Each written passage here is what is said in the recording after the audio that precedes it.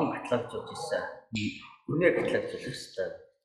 Одоо тэр ном боловсруулах энэ номын сонгоод идэвхтэй яаж ажиллах вэ? Ер нь ийм номзын ажил гэдэг чинь ерөөсөө ном дээр ном дээр сурлагдж явна шүү дээ. Ер нь үндэс нь бол ном байдаг. Тэр номыг яадаг вэ гэхээр каталог. Номоос намаа бүрдүүлж авдаг дараа нь каталог. Энэ каталогжуулсан ном дээрээ номзын ажил явуулж байна.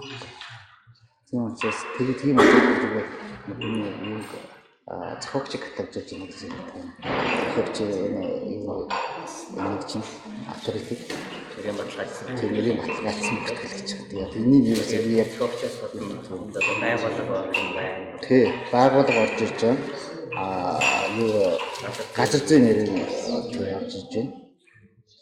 Тэгээд одоо жишээлбэл одоо Хинтээ аймагт явах гэж одоо олон хүмүүс шиг том гарч ирэх. Хинтээ аймаг гэсэн одоо бүх илэрцийг одоо нэг баазхан нь шүү дээ. Батарей хэлж чинь.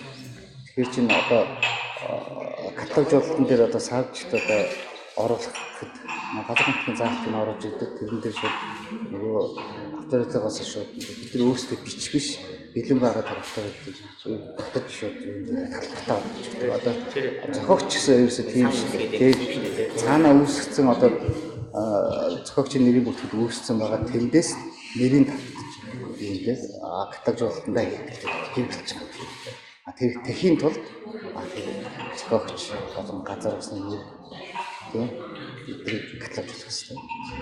Тэгэхээр одоо энэ удаагийн сургалт нэг сарын сургалт явуулж байгаа шүү дээ. Явуулж байгаа тийм 7 удаагийн сургалтаар яг одоо бидний яриад байгаа энийг л одоо зааж ирсэн шүү дээ. Тийм болж суралцагч маань бүгдээрээ яг энийг сураад байгаа гэсэн.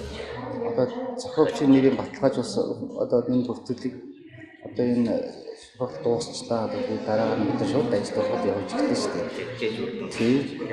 Одоо энэ чинь одоо миний одоо үндэсний номцын хөтөлбөрийн сан бүрдүүлэхэд асар бүр маш том. Зохиогч гэдэг чинь өөр их том. Тэгээд газар нутаг гэдэг чинь өөр их том сэдв байдаг. Тийм. Тэгээд ганцхан ном ч биш. Тэгээд ингээд зохиогч газар нутаг ингээд марч гарч ирэх бас нэг тийм зохиогч. Тэгэхээр каталогч номзыч нарын одоо яг энэ улсын үндэсний захирал одоо лавшааны санхүүжилт яг нэгсэн. Энийг үүсгэхэд яг энэ нэрийн баталгаажсан сургуулиуд болж баталтай байна гэж хараад байна. Тэгээд өнөөдрийн бас энэ нуудын дайбраар номын санчмдээ ажилласан өсвөр зөвлөгөөний бас нэг хэсэг нь захин баримтыг үндэстэй номзын мэдээллийн нэгдсэн сан гэж хэлсэн. Тэгэхээр бидний одоо яг ирээдүйд хийх ажлын маань бас чиглэлтэй чиг бол ихэд гараад байна гэж байна.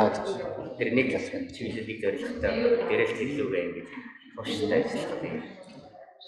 Номзын ажил бол ганц хүний ажил бол байдаггүй.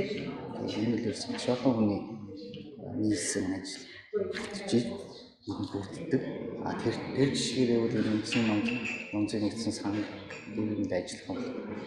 Зөвхөн үндэсний номын сангаар зарлагддаг бай.